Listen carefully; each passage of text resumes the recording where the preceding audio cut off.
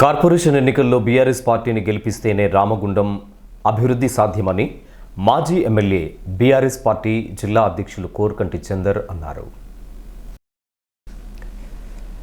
46వ డివిజన్లో కాంగ్రెస్ పార్టీ నాయకులు కందుకూరి శ్రీనివాస్తో పాటు సుమారుగా 200 మంది బీఆర్ఎస్ పార్టీలో చేరారు. వీరిని కోరకంటి చందర్ గులాబీ కండువాలు కప్పి పార్టీలోకి ఆహ్వానించారు. అనంతరం ఆయన మాట్లాడుతూ అసెంబ్లీ ఎన్నికల సందర్భంగా ఇచ్చిన హామీలను అమలుపరచకుండా కాంగ్రెస్ ప్రభుత్వం ప్రజలను మోసం చేస్తుందని ఆరోపించారు. ఓట్ల కోసం వచ్చే కాంగ్రెస్ నాయకులను హామీలపై నిలదీయాలని సూచించారు. కార్పొరేషన్ ఎన్నికల్లో బీఆర్ఎస్ పార్టీ అభ్యర్థులను భారీ మెజార్టీతో గెలిపించాలని కోరారు. 46వ డివిజన్ బీఆర్ఎస్ పార్టీ అభ్యర్థిగా కందుకూరి శ్రీనివాస్ని సందర్భంగా చందర్ ప్రకటించారు. అనేక విధాలుగా హామీలు ఇచ్చినాం. 2500 మహిళలకు ఇస్తామని అన్నాం. 4000 రూపాయలు పెన్షన్ చేపిస్తామని అన్నాం. పిల్లలకు స్కూటీలు ఇప్పిస్తామని అన్నాం. వాళ్లకు ఈ 2 ఏళ్లలో ఏమీ చేయలేకపోయినాం. కాంగ్రెస్ అధికారం వచ్చిన తర్వాత మేమేదో చేస్తామని చెప్పినాం. కానీ ఏమి చేయలేకపోయినాం కాబట్టి ఆ పార్టీ మాకొద్దు.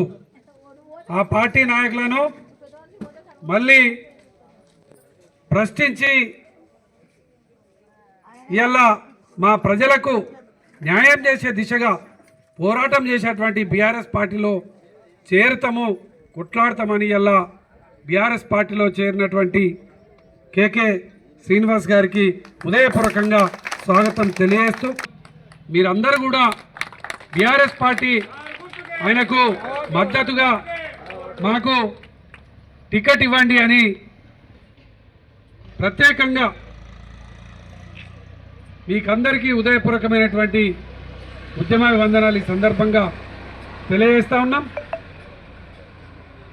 అందుకే ఈరోజు మేము కూడా రేపు బీఆర్ఎస్ పార్టీ అభ్యర్థులుగా ప్రకటిస్తూ ఉన్నాం. మన 23 డివిజన్ నుంచి వెళ్ళి మన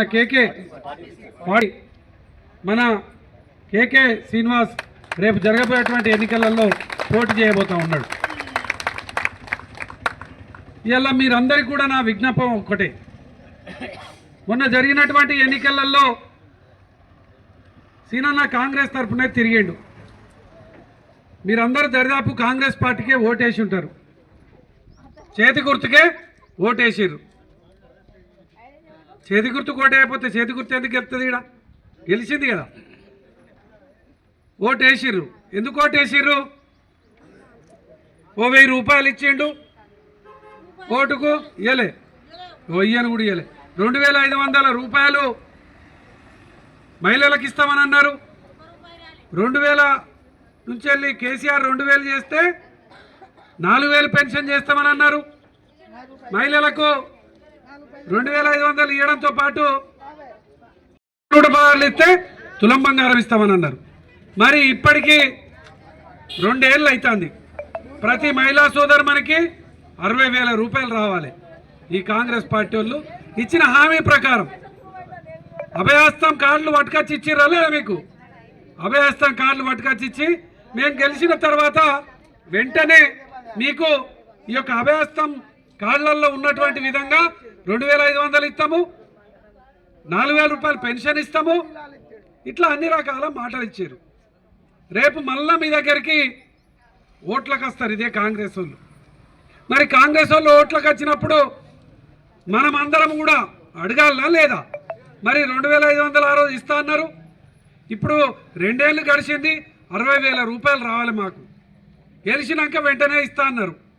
మీరు మళ్ళీ ఓటుకు వచ్చారు కదా, 60,000 ఇవ్వండి, మేము మీకు ఓటేస్తాం అని అడగాలి.